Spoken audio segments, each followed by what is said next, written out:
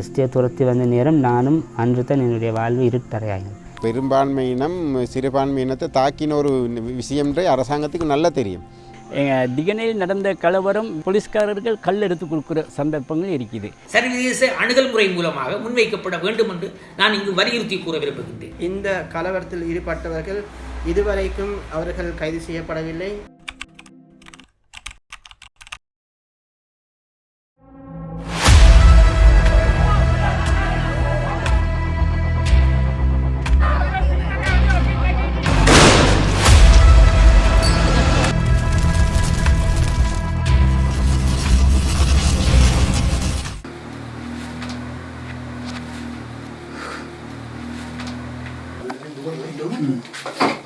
අයියා තාම නේද අයියා හොස්පිටල් අරන් ගියා.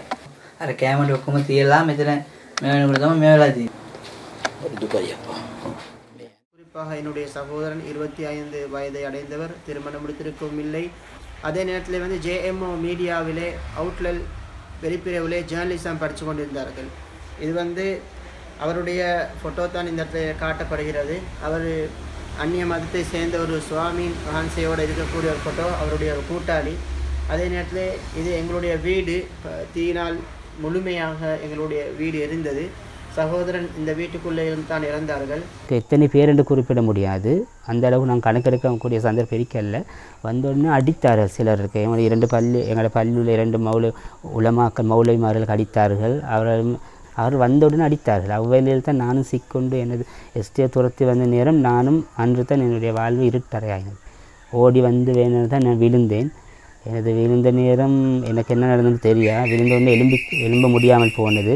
ஊர்வாசிகள் பக்கத்தில் இருந்து வரத்தை நீ தூக்கி கொண்டு வைத்தார்கள். அன்றில் ஆரம்பமான கால் தான் இந்த பிரச்சனை. இது வந்து என்னுடைய கால்கள் அசைக்க முடியாது. 2 கால்கள், ஒன்று இல்லை. எனது இடுப்பில் பட்ட பாரிய இந்த இடம் தான் பட்டிருக்கு. තැම්බිලා කෝප වෙනවා. තව කොහෙන් හරි අරක්කු ගහලකුත් ගහලා එනවා උන් ගිහිල්ලා දැන්. ඊට පස්සේ වෙන්නේ මෙතන විනාශයක්. වාසේ ඔය කරන්නේ කියනවා. මයි කුණු හර පහ ගන්න බදන්නවද? තම වේලුවකට ගත්තද අපිව? මෙයා මේ කතා කරන්නේ මොකද්ද කියන්නේ මගේ පඬිත හාමුදුරුවනේ. දැන් මේ අපිට කතා කරලා ඊයේ පාන්දර 2කට ගාල්ලේ කෝච්චියක් නැක මිනිස්සු ඉන්නේ. මේ මාතරෙන් ආපු මිනිස්සු ඉන්නවා. හරි. මේ ළඟපාතයිනේ වවුනියාවේ සිංහල ගමේ වෑන් එකක් කරන් ඇවිල්ලා ඉන්නවා. හරි. මුන්නෑගල මාවත ගමින් ඇවිල්ලා ඉන්නවා. මේක දැන් ගමේ ප්‍රශ්නයක් වත් පළාත ප්‍රශ්නයක් වත් නෙවෙයි. ඒක දැන් මේ රටම මුළු ජාත්‍යන්තරයක් පොයිස්කෝප් බලන ජාත්‍යන්තරයක් බලන් ඉන්නේ. What is absolutely necessary is decisive action regarding law and order. අතිශයින්ම වැදගත් වන්නේ නීතිය හා සාමය පිළිබඳව තීරණාත්මක ක්‍රියාවන්. අපි කල්පනා කරන්නේ නැහැ තෙල්දෙනියේ සහ අවට සිදුවුණු සිදුවීම් හුදකලා සිද්ධීන් කියා. අපි ඒවා සලකන්නේ සිද්ධි මාලාවක් විදිහට. අපි දකිනවා 2012 අලුත්ගම සිදුවීම් වලට තවමත් කවුරුවත් වගකීමක් අරගෙන නැහැ. එතන තියෙන්නේ වරදට දඬුවම් නොදීම. ඒ එසේම පවතිද්දී අපිට දකින්නට සිදුවෙනවා ගින්තොට, අම්පාරේ සහ නුවර සිදුවීම්. මේ හැම සිදුවීමක් දිහා බැලුවොත් එහෙම අපිට රටාවක් පේනවා. මේ සිද්ධිය ගත්තොත් යම්කිසි සිදුවීමකින් පසුව, අනතුරකින් පසුව පිටස්තරයින් එනවා. මේක දිහා බලපුවහම පේනවා මේ කලින් සැලසුම් කළ දෙයක් බව. මෙතන යම්කිසි සටකපට භාවයක් පෙන්눔 කරනවා.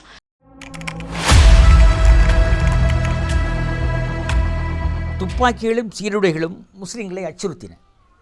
ஏனெனில் முஸ்லிம்களை வீட்டுக்குள்ளேயே அவர்கள் துப்பாக்கியுடன் சென்று உள்ளுக்கே முடக்கி வைத்தனர்.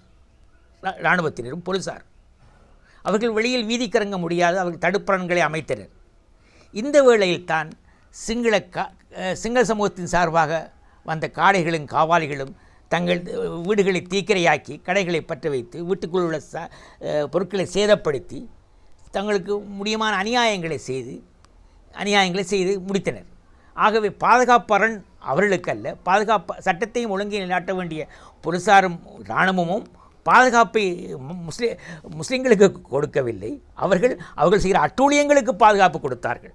அவர்கள் அட்டூழியம் செய்வதற்கு அவர்கள் பாதுகாப்பு கொடுத்தார்களே தவிர முஸ்லீம்களை வெளியில் வராமல் தடுத்து நிறுத்தினார்கள். இது குமுக்குந்துறையில் நடந்த வரலாறு. உண்மையிலே பாதுகாப்பு எங்களுக்கு கட்டாயம் தர வேண்டியவர் தான் பாதுகாப்பாளர்கள், போலீஸ், ஆர்மி, நேவி. ஆனால் திகனையில் நடந்த கலவரம் போலீஸ்காரர்கள் கல் எடுத்து கொடுக்குற சந்தர்ப்பங்கள் இருக்குது. அந்த போலீஸ்காரர்கள் கண்ணால் பார்த்த வண்ணம் சும்மா இருக்கிறாங்க. யாரையுமே அதை தடுக்கவோ இந்தவோ இல்லை. திகனை பள்ளியை அடிக்க வரும்போது அந்த கல்லர் அடிக்கிறவங்க, வன்செயல் செய்கிறவங்க அதை செஞ்சு கொண்டு இருக்கிறாங்க. அந்த பாதுகாப்பு படை அவங்களோட வேலையில் இருக்கிறாங்க. அதாவது ஒன்றுமே செய்யாமல் எதிர்க்காமல் இருக்கிறாங்க. அப்போ மக்கள்லாம் ஊருக்கும் அடிக்க வருவாங்களோன்னு பயத்தில் இருந்தாங்க. அவங்க வரல எஸ்டிஎஃப்பில் வந்தாங்க. எஸ்டிஎஃப்பில் வந்து இப்போ எங்களோட ஊரில் ஹிஜ்ராபுர பள்ளியிலையும் சில மௌலவிகளையும் தாக்கிக்கிறாங்க ரோட்டில் இருந்துன்னு சொல்லிட்டு. அதே நேரம் எங்களோட ஊரில் ஹிஜ்ரா அம்பகாஹால்ந்த ரோட்டில் வந்து எங்களோட உள்ளுக்கே வந்து நானும் என்னோடய கூட்டாளி படிவத்தனும் உள்ளுக்கு பேசிகிட்டு இருந்தோம். அந்த நேரம் வந்து கதவுக்கெல்லாம் உதஞ்சி வீட்டுக்குள்ளே வந்து எனக்கும் அவருக்கும் அடித்து இழுத்துட்டு போய்த்து வெளியே போய்த்து பெட்ரோல் போத்தல் கொஞ்சம் மிச்சு முத்தத்தில் எங்களை முத்தத்தையும் தாண்டி ஒரு போத்தல் கொஞ்சம் மிச்சு அதெல்லாம் எடுத்து இது யார் செஞ்ச என்னெல்லாம் கேட்டு எங்களுக்கு அடித்து எங்களோட கையாலேயே அதை போத்தலில் பேக்கில் போட வச்சு எங்களை திகனைக்கு இழுத்துட்டு போனாங்க. ரோட் நடுக இவங்க எங்களுக்கு போம்பு அடித்தாங்க அப்படி சொல்லி இழுத்துட்டு போனாங்க. இழுத்துட்டு போய்த்து திகனையில் ஒரு இடத்துல வச்சு கட்டி போட்டினாங்க. அந்த இடத்துல வந்து அந்த கடைகளை பற்றின அந்த அந்த இனவாத கூட்டமும் இருந்துச்சு. அவங்களோட தான் எங்களை போட்டு வச்சுருந்தாங்க. போட்டு அதுக்கப்புறம் போலீஸில் போய்த்து பாரம் கொடுத்து எங்களை என்ட்ரி போட்டு நாங்கள் இதை வச்சுட்டு இருந்தோம்னு சொல்லி என்ட்ரி போட்டாங்க.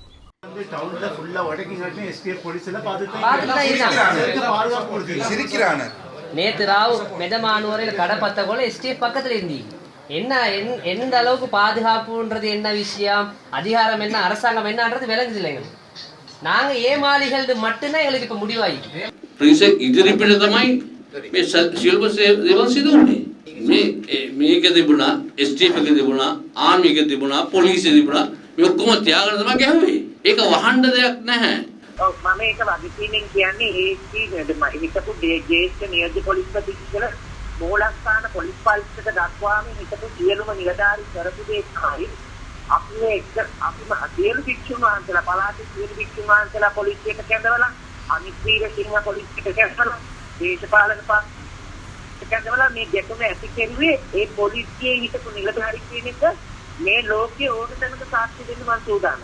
අනිවාර්යයෙන්ම මම මේක බයනක පිටපත් කරනවා. මම බය නැහැ. මේ ආණ්ඩුවලට බනිනවා, ආණ්ඩුවට බනිනවා, විපක්ෂයට බනිනවා, එතකොට රාජ්‍යවල සංවිධානවලට බනිනවා.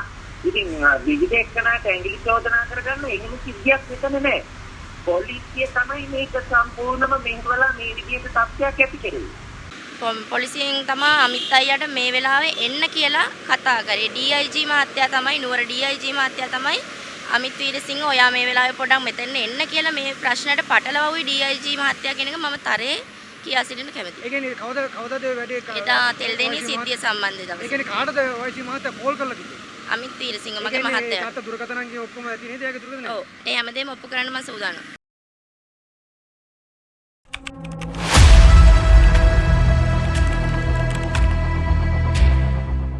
மனித உரிமை போன்ற அமைப்புகள் வந்து இதில் முன்னுக்கு நின்று வீடியோ எடுத்தாங்க, பேட்டி கண்டாங்க, எல்லாம் செஞ்சாங்க. நாங்களும் கண்டிக்க எத்தனை தடவை போன ஊர் வழியே ஊருக்கும் வந்தாங்க. வந்துட்டு போய்த்து அவங்களாலே ஒன்றும் நடக்கலை. இதில்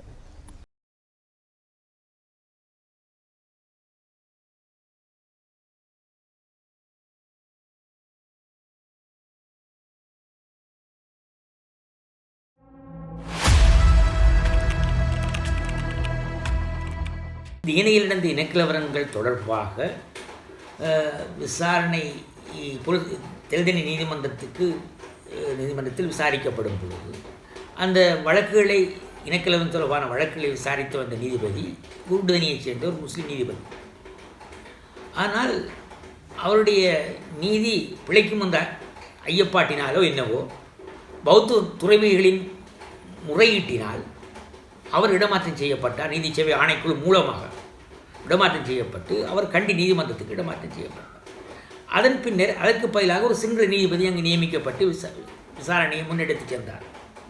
ஒரு ஒரு பெரும்பான்மையினம் சிறுபான்மையினத்தை தாக்கின ஒரு விஷயம்ன்றே அரசாங்கத்துக்கு நல்லா தெரியும். தெரிஞ்சால் இதில் தலையிட்டு இவங்களுக்கு அநீதி நடந்திருக்கின்ற அரசாங்கமே தலையிட்டு இந்த வழக்கை முடிச்சிக்கணும். இது வரைக்கும் முடித்து எங்களுக்கு அநியாயம் செஞ்ச விட நாங்கள் போட்டிக்கிற என்ட்ரியை இன்னும் என்னண்டாலும் கேட்கல. இலங்கையினுடைய இவ்வாறான இழப்புகளை விசாரணை செய்வதற்கான இது சர்வதேச ரீதியாக சர்வதேச அணுகல் முறை மூலமாக முன்வைக்கப்பட வேண்டும் என்று நான் இங்கு வலியுறுத்தி கூற விரும்புகின்றேன். எக்காரணம் கொண்டும் இலங்கையில் நடக்கின்ற சிறுபான்மை சமூகத்துக்கு எதிரான குற்றங்களை விசாரிக்கக்கூடிய ஒரு பொறிமுறை சர்வதேச பொறிமுறையாக இருக்க வேண்டும். சர்வதேச பொறிமுறையாக இருக்கும் பொழுதுதான் இங்குள்ள சிறுபான்மை மக்களுக்கு சுபிட்சம் கிடைக்கும். இல்லையில் சுபிட்சம் கிடையவே கிடையாது என்பதை நான் திட்டவட்டமாகவும் உறுதியாகவும் கூறிக்கொள்ள விரும்புகின்றேன்.